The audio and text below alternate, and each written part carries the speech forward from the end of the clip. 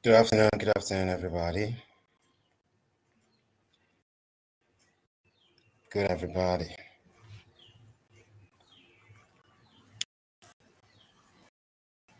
Join me, join me, join me. Join me, join me, join me.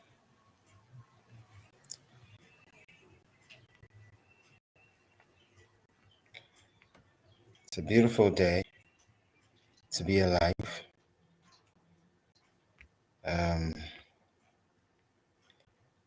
It's a beautiful topic of discussion. Um, the my approach to education is different. Ever since I realized and understood the trend of civilization, I realized that I couldn't pull apart if I wanted to stand out. If I wanted to be able to make a mark in this world. So welcome to today's episode of the Social Media Family Meeting. And as you all know, today is Teachers Day. And so I decided that I was going to dedicate this episode to teachers, mostly because I'm a teacher myself. I'm a teacher at my core. Everything I do is powered by, the fact that, I'm a dynamic teacher. I'm always investing in research, always trying to figure out how to better my life, how to become a version of myself, and in the same token, how to help other human beings become a better version of themselves, which is why I'm a teacher. Today, I want us to just have a discussion, serious discussion around the concept of teaching, the profession of teaching, the teaching profession. I have a very, very completely different approach to the concept of teaching, a completely different approach to the concept of education, to the concept of enlightenment. And because of that, I tend to say some things or do some things in a certain way that makes people feel, what's the matter with this guy? What are you talking about? And they're wondering, where am I getting my inspiration from? You see, as a young lad, I will watch the TV. I watch a particular program called Newsline on NTA by Franco Lise, anchored by Franco Lise. And every now and then, it dedicates the entire episode of that Newsline program to education, discussing education. And each time he sends his reporters out, to the streets. And then they're interviewing Nigerians, and you hear things like, "Oh, the standard of education is a downward spiral." I've been hearing that since I was a child, and of course, the standard of education is far worse today than it ever was since the education sector was founded in Nigeria. And someone who is of the opinion that education is a personal journey. Education is something that you do personally. Education is a journey you must out personally first. Before we now start talking about, corporately, before we now start talking about corporate education, but it begins personally. if you are going to be mortgaging your education, the requirement for your education to other human beings, that means that you are leaving yourself to be at the mercy of other human beings. And for as long as your education is in the hands of another, they can manipulate. That's why for a very long time, I've been an advocate of personal education. 99% of what I do today, 99% of what powers all that I do today has been on the back of personal education. How are you doing? Welcome. It has been on the back of personal education. I'm a serial entrepreneur. I'm a serial founder. I'm a coach. I'm a consultant. Everything I do, as far as all of these things is concerned, is being powered by my personal education avocation, my personal education adventure. Yeah, that's why I am a huge advocate of personal education. You know, I don't believe in Harvard. I don't believe in, even though I went to FUTA, but I don't really believe in FUTA. I don't believe in Unilag. I don't believe in Yale. I believe in personal education. I believe in marshalling a unique personal education path for yourself. When you go to school, 30 of you or 100 of you or 200 of you in some public universities will be in that same class. They're teaching you the same thing. And your school is probably not the only school that is teaching that same course. You know, that is not education. That is indoctrination. That is indoctrination. Education is a personal discovery. It's education at the discoveries you uncover or you get your hands on your personal journey, on your personal discovery journey. This is why I am of the opinion that parents who have not acquired, or individuals who have not acquired the universal tool set for championing education have no business getting married. You know, when I meet couples, married couples, who are complaining about their kids, the first question I ask them is, what were you doing when you were single? How do you call your kids troublesome? How come you call kids stubborn? Stubbornness is not necessarily negative, you know, that's the talk of another day. You find them complaining about a 7-year-old kid, a 5-year-old kid, a 12-year-old kid, you know, a 14-year-old kid,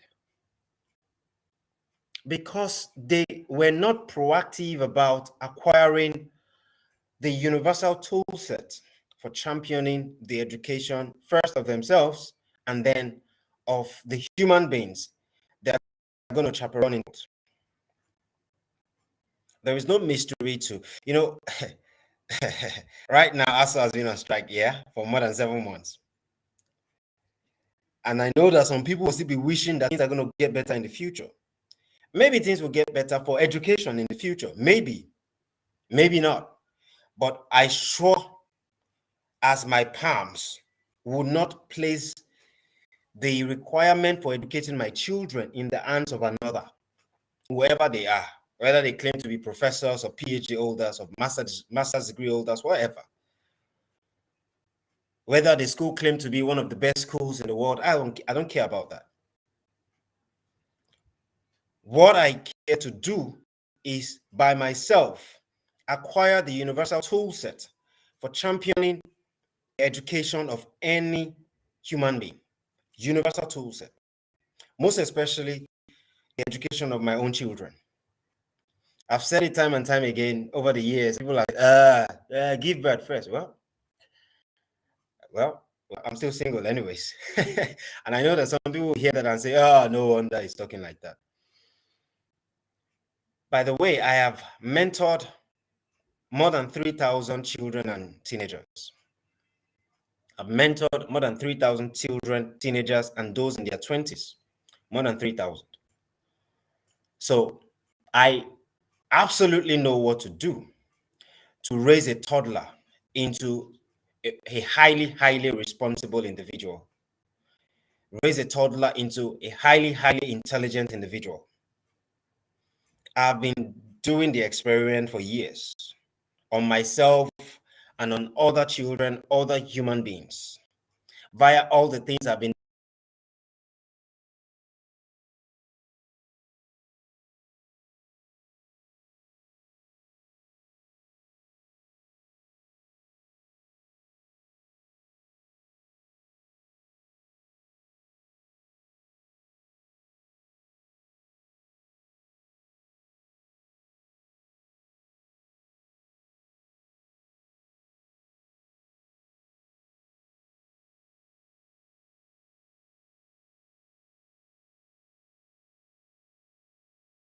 of celebrating our teachers.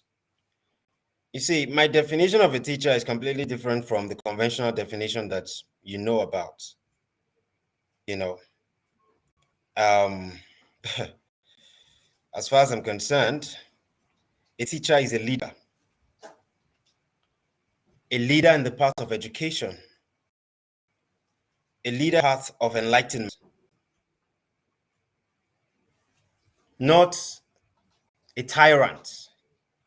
You go to public school, you see tyrants calling themselves teachers, tyrants, wicked souls calling themselves teachers.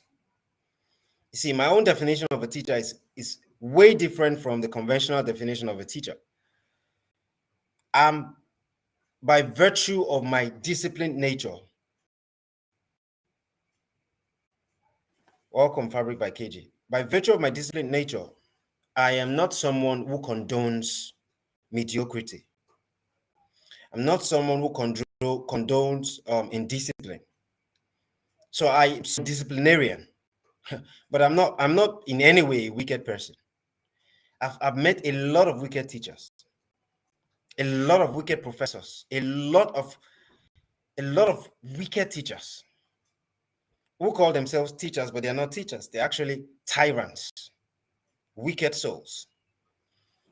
As far as you know, dynamic learning is concerned, a teacher is not a teacher per se, but a facilitator of the learning dynamics. A teacher is not a teacher per se. A teacher is actually merely the facilitator of the learning dynamics. A teacher is merely a factor in that dynamics, in that learning dynamics, a major factor nonetheless, but you are not a tyrant. You are not the omni-know-it-all. That's not what a teacher is. A teacher is a student and a student is a teacher. Dynamic learning means that learning is dynamic. It's not just one directional. It's not just coming from you. You can learn from your student as well. And whilst you're learning from your student, you become the student of your students, and your student becomes your teacher. That is the kind of dynamism that we need to start experiencing in the education sector, in our schools. Not teachers claiming to know all, feeling embarrassed if their student happen to know what they don't know.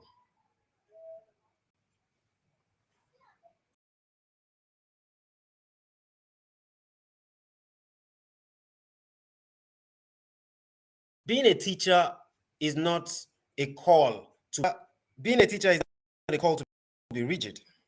It's a call to be flexible and fluid. A real dynamic teacher is a teacher who is flexible and fluid. That is who a teacher is. There's a code of conduct for operating within a dynamic learning matrix, which is the teacher is the student and the student is the teacher. You know, I went through primary school, I went through secondary school, I went to the university, and no teacher taught me about the brain. No teacher gave me a 30-minute or 1 hour explanation of how the brain is designed to work. See, no one should call themselves teachers if they do not understand, they do not have a basic understanding of how the brain works. They shouldn't call themselves teachers.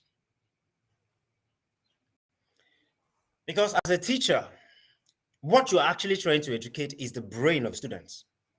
Now, if you're trying to educate the brain of your student and you, as the teacher, doesn't have the fundamental understanding of how the brain works, the basic understanding of how the brain works, you do not understand the brain intelligences that exist, let alone, you're not even aware of the different brain intelligences spectrum.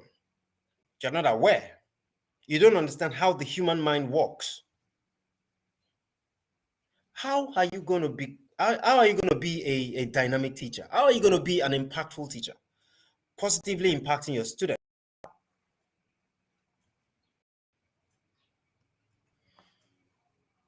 You see teachers creating an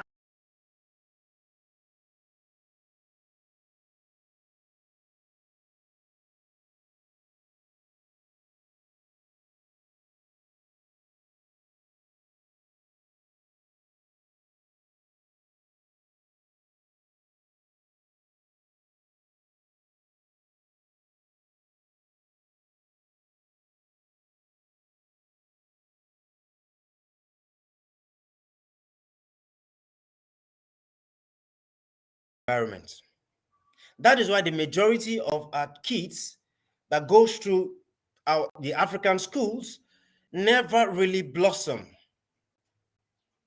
because their teachers perpetually create an unconducive environment for learning.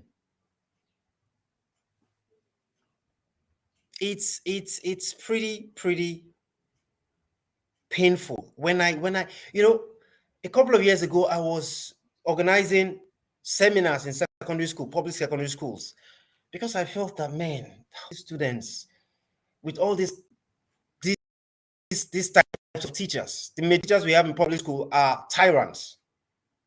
They're not just tyrants, they don't even know what teaching is about.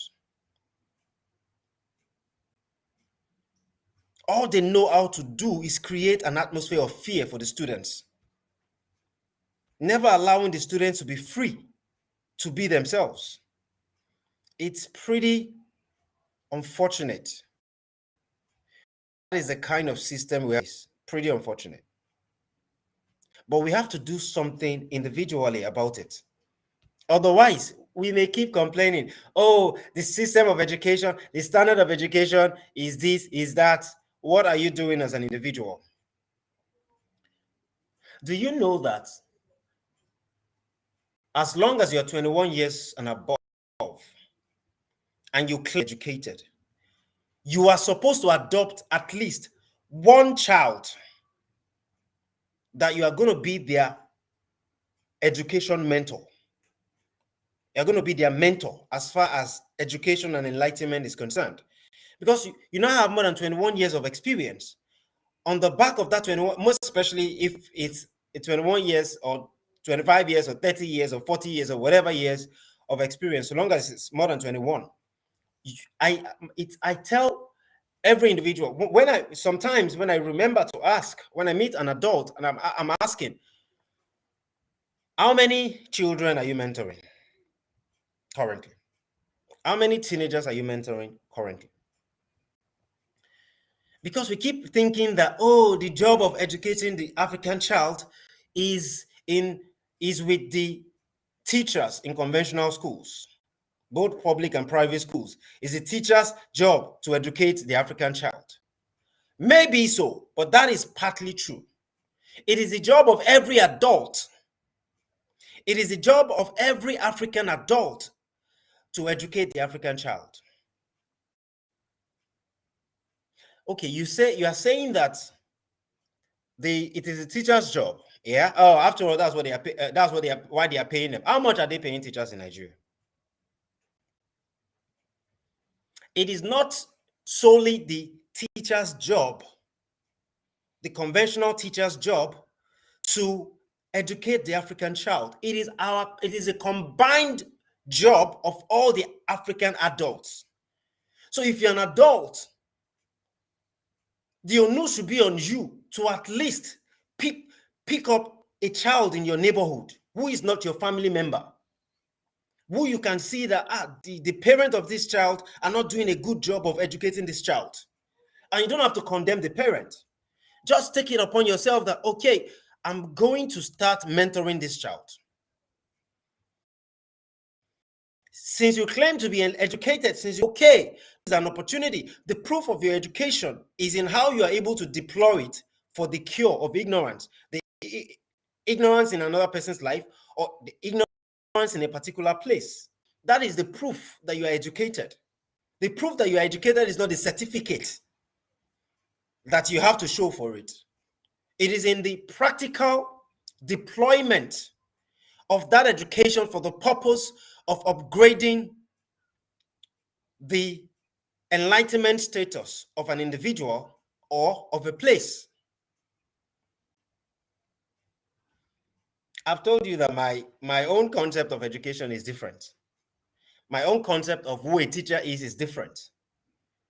You're not a teacher because you went to teachers training school. There are many terrible teachers who went to teacher training school. I've met a lot of them. A few years ago, I was always organizing outreaches in secondary schools, more especially public secondary schools. I met a lot of terrible teachers. There were a few of them who were nice, just a few.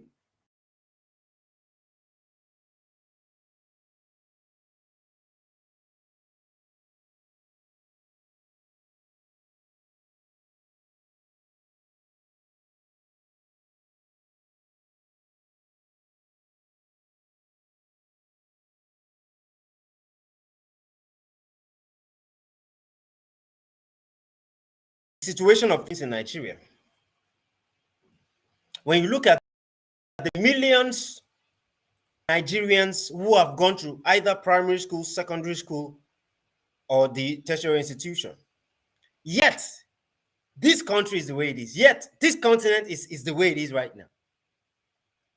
That should tell you something about the education system in Africa, most especially in the so-called giant of Africa. When you see the situation of things in Nigeria, when you see the state of affairs in Nigeria, it should tell you the kind of education system that is obtainable in Nigeria. Because these things are not rocket science. These things are not rocket science. For as long as you keep blaming another person for not providing a dynamic education system, not providing a working education system, shame on you. Because why are you an adult? Why do you say that you are educated if you are not asking yourself, what am I doing to help upgrade the education system? What am I doing to help educate the African child? If you're not asking that, then if you are blaming anybody, you should include yourself amongst the people you're blaming. This is the 21st century, and the education model is completely different from that which was obtained in the 20th century, in the 19th century, in the 18th century. We're now in the age of personal education. We're now in the age of personal education. So if you do not become responsible for your own education, for the education of the people in your immediate environment, then it's your fault. Then you are the one to be blamed. The most senior elders of any family are supposed to be the guardians of education, are supposed to be the custodians of education, are supposed to be the leaders of education, the leaders of education in their household, both male and female. Even elder siblings should be a symbol of education to the younger sibling, an authority of education to the younger sibling. But in a situation whereby the father is ignorant, the mother is ignorant, the uncles and aunts are ignorant, even though they claim not to be ignorant, but they are actually ignorant, because all of those people are in that family and they are so-called wayward individuals in that family. They are not educated. They are just making claims. Maybe they went to school. Well, it doesn't mean that they're educated. I mean, going to school is not tantamount to being educated. It's not equal to being educated. So it's pretty important that as we celebrate Teachers' Day today, we should step back and do some reflection. We should step back and do some reflection. The first law of insanity is doing the same thing over and over again and expecting a different result. The second law of insanity is craving the successes of others without the willingness on your part to sacrifice what they sacrificed in order for them to achieve that level of success. When I look at certain people, when I look at certain households, and I'm like, wow. And there are professors in this household. There are professors in this family. What has become of their professorship? What impact? What great impact have we seen? Are there not professors in several universities who are sadists, who are tyrants, who are wicked souls? How many professors can say that in their 10 years of being professors, or in their 15 years or 20 years of being lecturers in our universities, that they have personally mentored up to 100 students? They are not even going to look for them. It is the students that come, they pay their added money to come to their university. In 10 years, can they say that they have mentored personally, one-on-one, 100 students since in a 10-year duration of their lecturing?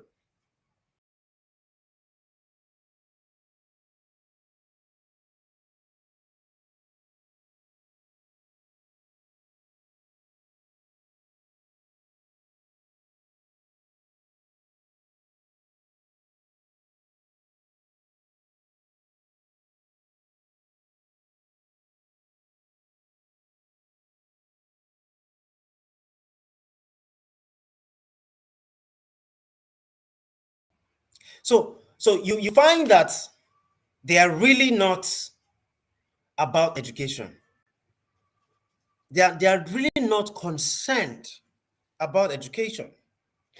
What they are concerned is their personal ambition, from a first degree holder to a master's degree holder to a PhD holder, and then to when the professorship is conferred on them. That has always been what their academic race was about. It's about personal ambition. That's why you find PhD holders using the thesis of their students to write their own thesis. Education in Africa needs serious overhaul, needs to be upgraded. See, we cannot afford to be building a round edge around it.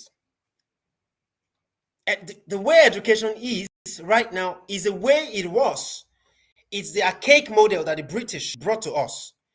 Whereas our ancestors had universal education systems that the ancestors of these same British people came to learn from in the 11th century, in the 12th century, in the 13th century. The ancient education system that built the pyramid of Giza, the Sphinx of Giza, the ancient African education system that built the great Benin Kingdom, the great ancient Benin civilization. Now, all of those education is lost, stolen, as a matter of fact.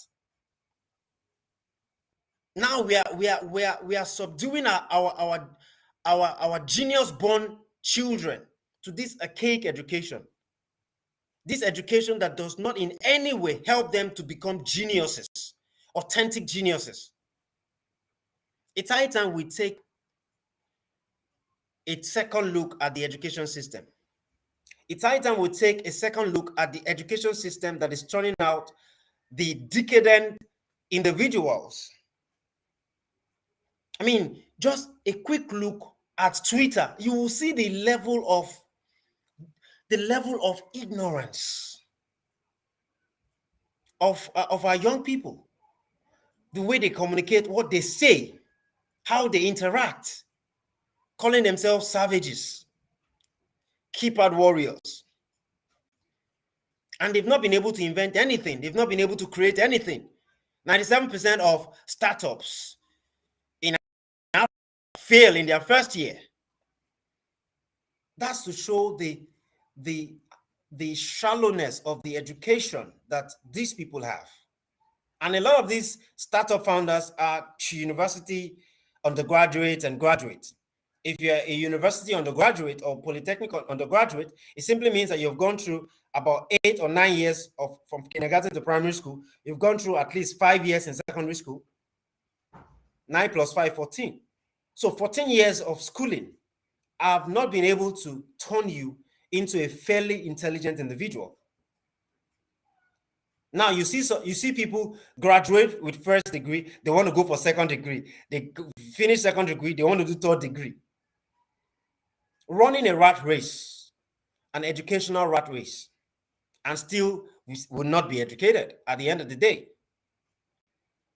It's pretty important that allow different thought processes to come to the table of education so that we can unearth whatever is the cause of the redundancy being experienced in the education system. If we are not proactively trying to figure out a lasting solution to the education system in Africa, Africa is never going to experience a quantum leap. We're just going to keep playing catch up with the rest of the world. Whereas the rest of the world, many centuries ago or a few centuries ago, came to Africa to learn our enduring education system. Can you believe that somebody once wrote anything from an African, put it in a book? The concept of a book was invented by our ancestors. The concept of writing, the science of writing, the art of writing was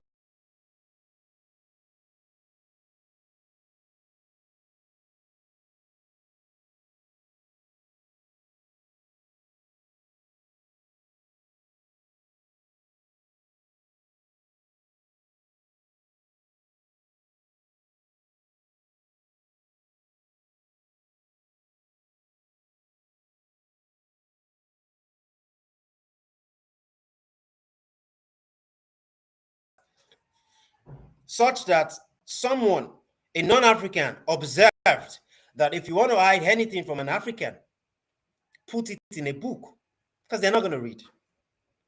Nowadays, people make it look like reading is old-fashioned. I just feel sorry for them. By the time your depression starts happening to you, because one of the ways, the symptom of depression, for instance, is the void of the soul. That is what results in the symptom called depression. Soul void. And one of the ways you fill up that void is via reading.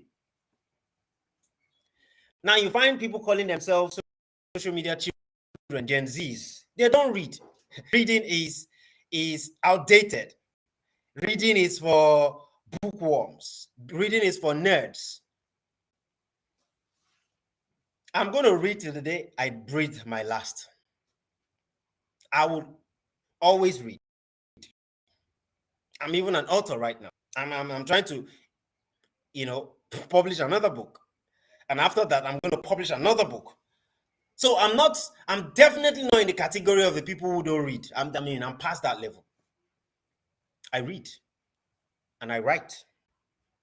Because I've gone ahead, I've gone a step further to not just read, but I'm a writer as well. So it's important that we have these discussions. If we are not having these discussions, we are just going to keep deluding ourselves. Keep praying that one day things will change, and nothing will change. Nothing will change. It's important that we have this rethink. Let's have this conversation around what universal education is. Education that you learn in Nigeria, and then as you are crossing border, that education is no longer valid. You see medical doctors live here and they travel abroad and they have to go through some kind of course for them to be validated as doctors. You see people, engineers relocate and they have to take another engineering program. Huh. It's terrible. It's terrible. And our so-called professors are doing nothing about it. Nothing. This should be their advocacy. It is the PhD holders, all the PhD holders in this country, both honorary and earned, all the professors in this country, both honorary and earned, should be advocating for an upgrade of the education system. But none of them is saying anything. If they are saying something, we are not hearing them. Even their lifestyle does not depict individuals who have acquired universal basic education, let alone talk about universal advanced education, and their professors. So I thought to dedicate this episode to the concept of being a teacher. I'm a teacher at my core. Everything that I do, powered by the fact, my essence of being a teacher. And I'm a self-taught teacher. I'm not, I didn't go to a teacher training school or anything like that. I realized I realized that there was a huge need in the human capacity development aspect of our humanity, of our country.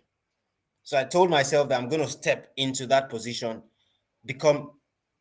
acquire the competency and the capacity of becoming a teacher, a universal teacher, that I might be able to help as many people as possible to acquire the competency for marshalling responsible parts, whether as individuals or as professionals, as business owners, as entrepreneurs, you name it. So yeah, does anybody have a question?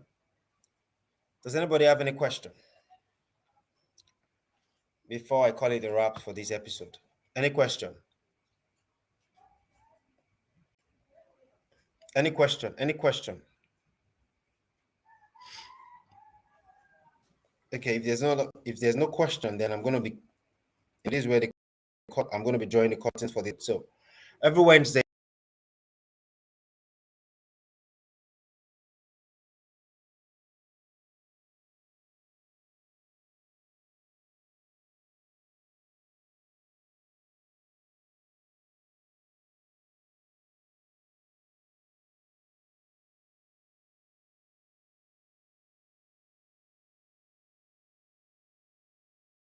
about business decision making.